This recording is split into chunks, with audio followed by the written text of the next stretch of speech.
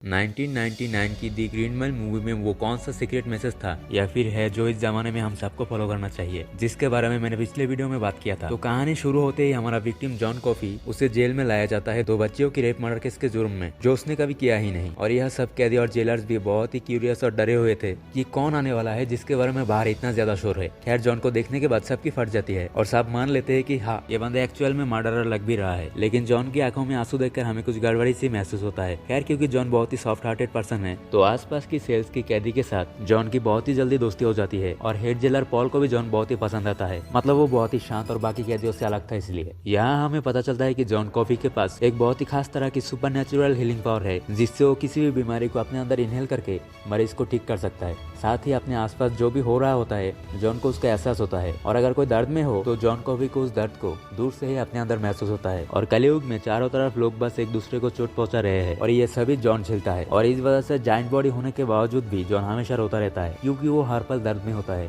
खैर, जॉन की सामने वाली सेल में एडवर्ड नाम का एक कैदी है जिसके पास एक पालतू चूहा है। तो होता क्या है, एक दिन चूतिया एक जेलर था, जेल के जूनियर जेलर पार्सी, वो एडवर्ड पर गुस्सा होकर उसके चूहे को कुचलकर मार देता है। इससे एडवर्ड अंदर से टूट जाता है एकदम से, और रात को जॉन उसके चूहे को अपनी हीलिंग पावर से वापस जिंदा कर देता है। पर इससे चूहे को मारते टाइम जितना दर्द हुआ था उतना ही दर्द जॉन को भी झेलना पड़ा। और इसी तरह जॉन हेड जेलर पॉल को भी कई बार हेल्प करता है, इंक्लूडिंग हिज रिलेटिव्स जो कैंसर की मरीज थी। जॉन को भी उसे भी ठीक करता है, और इतने में पॉल भी गेस कर ही लेता है कि जॉन इनोसेंट है। पर पॉल चाहकर भी कुछ नहीं कर सकता, सिस्टम के खिलाफ नहीं जा सकता। ऊपर से John was a black guy, और ब्लैक लोगों की क्या हालत थे उस दौर में ये हम सभी को पता है। और इसी के चलते जॉन को एंड में एक बहुत ही दर्दनाक मौत मिलती है, जबकि जॉन एक डेंजरस जाइंट होने के बाद भी एक खास पावर के साथ इंसानियत और हमदर्दी में जीना चाहता था, एक फरिश्ता जैसा। पर दुनिया को उसकी हमदर्दी कुछ खास पसंद नहीं आया, ना उसकी बात सुनी गई, ना उसे बोलने का मौका दिया गया। और वजह क्या था? He was a black guy, एक मासूम जो अपने आप को लुटा देता था ताकि दूसरा कोई जीत सके, अपनी जिंदगी जी सके। ऐसा ही कुछ हमने लाइफ ऑफ पाई मूवी के एंड में भी देखा था, जब महीनों की सर्वाइवल के बाद पाई पटेल की बोट अपने किनारे पे पहुंचता है, तब रिचर्ड पार्कर एक बहुत ही अच्छा दोस्त होने के बावजूद भी बिना पीछे मुड़े जंगल में चला जाता है, क्योंकि उसे पता है वो एक शेर है। वो पाई के साथ चाहे कितने भी दिन बीच समंदर में भूखा क्यों न रह ले, पर लोगों को ये बात नहीं समझ में आएगा, और ना ही लोग इसके बारे में सोचेंगे। उन्हें बस एक घायल इंसान और उसके सामने एक खूंखार शेर दिखेगा। और ह्यूमन टेरिटरी में आने की वजह से रिचर्ड पार्कर के साथ क्या होता ये तुम, मैं, हम सभी, यहाँ तक कि रिचर्ड पार्कर खुद भी जानते थे। मुद्दे की बात यह है कि तुम कितना भी अच्छा क्यों ना हो, तुम्हारा दिल कितना भी अच्छा क्यों ना हो, तुम्हारा मकसद कितना भी नेक क्यों ना हो, किसी इंसान को अंदर से सच्चा होने के साथ साथ बाहर से शक्ल से भी अच्छा होना जरूरी है। और बेंचोद, ऐसा मैं नहीं,